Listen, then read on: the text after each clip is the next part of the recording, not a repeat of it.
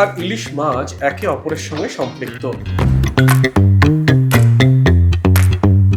ভালো ইলিশের খোঁজে বাঙালি কোথায় না কোথায় যেতে পারে, আর সেই খোঁজেই বর্তমান ফরচুন প্রেজেন্টস বর্ষামঙ্গল 2026 এবার রেস্তোরাঁতে আমরা চলে এসেছি অ্যাস্টরে।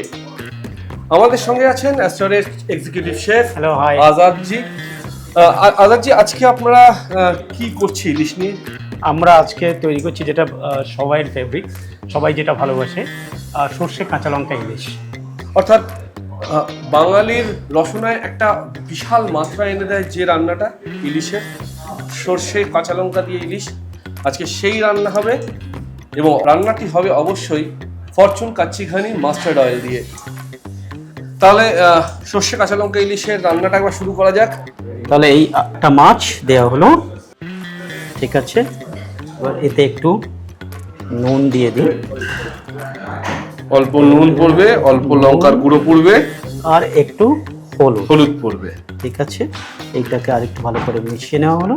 এই ম্যারিনেশনটা খুব ইম্পর্টেন্ট, খুবই ইম্পর্টেন্ট। আর প্রথম ম্যারিনেশন যেটা কি হয়, মাছের যে একটু ওই আষ্টে ভাব সেইটা দূর হয়ে যায়, আর প্রথমে মাছের ভিতরে যে নুনটা আর লঙ্কাটা চলে যায়, এটাই হচ্ছে মেন। আর একটু ভাজা করলে কি হয়, তাতে যেটা হয়, ভাজা করলে ওর যে মাছের যে অরিজিনাল যে জুসিনেস ওইটা ওর ভিতরে থেকে যায়।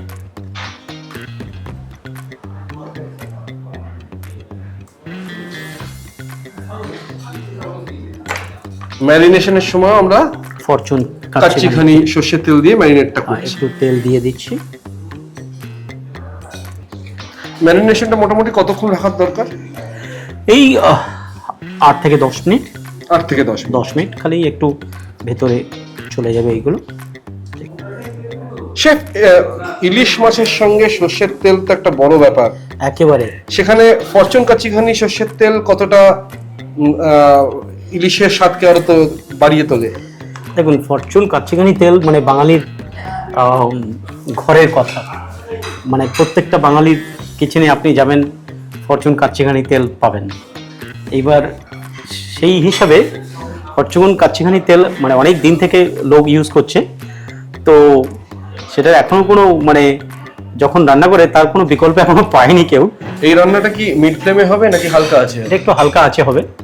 কড়াইতে ইতিমধ্যেই দেওয়া হয়ে গেছে ফরচুন কাচ্চিঘানি মাস্টার্ড অয়েল, এবং তাপ যত বাড়ছে তেলের ঝাঁজ তত বাড়ছে। তেল গরম হয়ে এসে, তেল গরম হয়ে গেছে, এবার মাছ ছাড়ার পালা তেলে।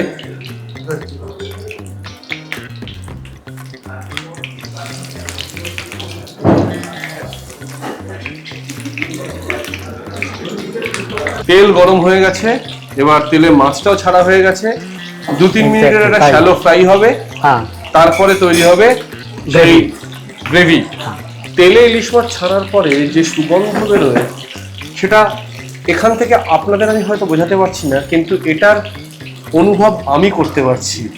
এই গন্ধটা ফরচুন কাচ্চিঘানি মাস্টার্ড অয়েলের সঙ্গে ইলিশ মাছ যখন ভাজা হচ্ছে, যে গন্ধটা বেরোচ্ছে, একটাই ওয়ার্ড বেরিয়ে আসে মুখ থেকে, লাজবাব।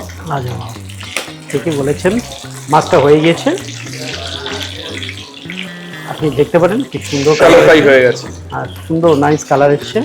মাছ ভাজার কাজ তো হয়ে গেছে, এর পরের কাজটা কি শুরু? পরের কাজ যে ইলিশের তেলটা দেখতে পাচ্ছেন একটু আছে, আর একটু তেল অ্যাড করব, মানে যে তেলটাতে আমরা ইলিশ মাছটা ভেজেছি, সেই তেল অ্যাড করা হলো।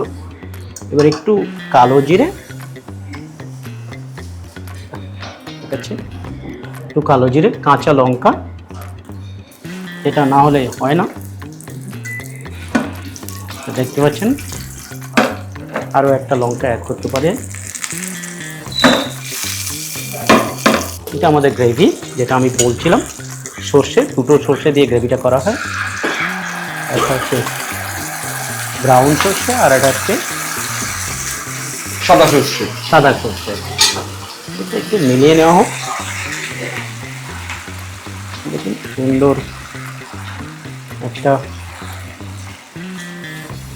যখনই দেখবেন আপনি গ্রেভিটা তেল ছাড়তে শুরু করে দিয়েছে, আর এই একটা গ্র্যানুলার টেক্সচার আসে, মানে দানা দানা ভাব আসে, সেই সময় মনে করবেন আপনার gravy is ready to go. গ্রেভির কাজ মোটামুটি রেডি, এবার মাছ ছাড়ার সময়, তাই তো? Absolutely. তাহলে এবার শুভ কাজটা করে দেওয়া যাক। হ্যাঁ, মোমেন্ট অফ ট্রুথ।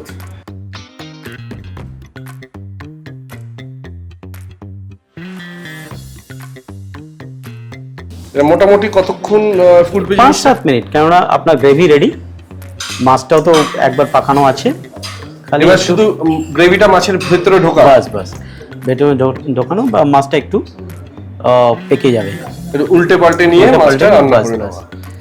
আর মাঝে মাঝে দেখুন একটা সুন্দর কালার এসছে, তো উপরে কাচ্চিঘানি তেলের, ফরচুনের তেলের সুন্দর একটা গোল্ডেন কালার।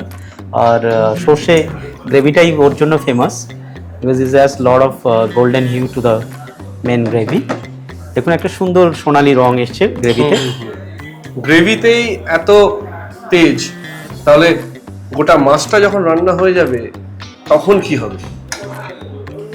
গ্রেভি রান্না প্রায় শেষের দিকে। এবার আমি আপনাকে দিচ্ছি, একটু টেস্ট করে দেখুন, গরম আছে, ঠিক আছে। মানে যে রান্নার অপেক্ষা এতক্ষণ ছিলাম আমরা, সর্ষে ইলিশ অলমোস্ট শেষ। একবার দেখে নি গ্রেভির টেস্টটা কেমন হচ্ছে। ফরচুন কাচ্চিঘানি মাস্টার্ড অয়েল এবং সর্ষে ইলিশ দুটো মিলে না এক দুর্দান্ত একটা কম্বিনেশন তৈরি হয়েছে, অসাধারণ খেতে লাগছে। মানে একেবারে সত্যিকারের জিভে জল আনা রেসিপি। তাহলে এবার প্লেটিংটা করে নিই আমরা। এটা খুবই গুরুত্বপূর্ণ কাজ, মানে মাছ রান্না হলেও যদি না দেখতে ভালো হয় তাহলে তো মাছ রান্না করে লাভ নেই।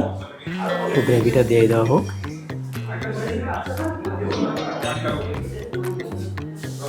শেফ, বাটিতে তো ঢালা হয়ে গেছে, এরপরের কাজটা কি থাকছে? চায়ের পোস্টটা একেবারে খুবই ইম্পর্টেন্ট, যেটাতে ইলিশ ফ্রাই করা হয়েছে, সেই তেল না দিলে একটু অসম্পূর্ণ থেকে যায়। তো লেটস অ্যাড সাম ইলিশের যে তেলে ফ্রাই করা হয়েছে, অর্থাৎ ফরচুন কাচ্চিঘানি সর্ষের তেলে যে ইলিশ মাছটা যেটা ভাজা হয়েছিল, সেই ভাজা তেলটা লাস্ট ফিনিশিং টাচ হিসেবে দেওয়া হলো। অর্থাৎ তৈরি হয়ে গেল আমরা যে রেসিপির অপেক্ষায় ছিলাম, সর্ষে বাটা ইলিশ। সেই ইলিশ রেডি আমার হাতে। আচ্ছা শেফ, অ্যাস্টরে এই ইলিশ খেতে কবে থেকে কবের মধ্যে আসতে হবে? 18 থেকে 27 তারিখের মধ্যে আসুন ইলিশটা খেতে। অর্থাৎ বর্তমান ফরচুন প্রেজেন্স বর্ষামঙ্গল 2026, এবার রেস্তোরাঁতে অ্যাস্টরে এই ইলিশটি খেতে আপনাকে আসতে হবে 18 থেকে 27 অগস্ট। আর শুধু কি আসবে, তার সঙ্গে কোনো অফার থাকছে? অফার থাকছে, 10% ডিসকাউন্ট থাকছে। আপনি যদি আসেন 18 থেকে 27-এর মধ্যে এই ডিশটা খেতে 10% অর্থাৎ থাকছে। বুঝতেই পারছেন, ডেটটা নোট করে রাখবেন, তার সঙ্গে মাথায় রাখবেন ডিসকাউন্টের কথাটাও। অপেক্ষা করবেন না আর, একদম চলে আসবেন অ্যাস্টরে সর্ষে ইলিশ খেতে।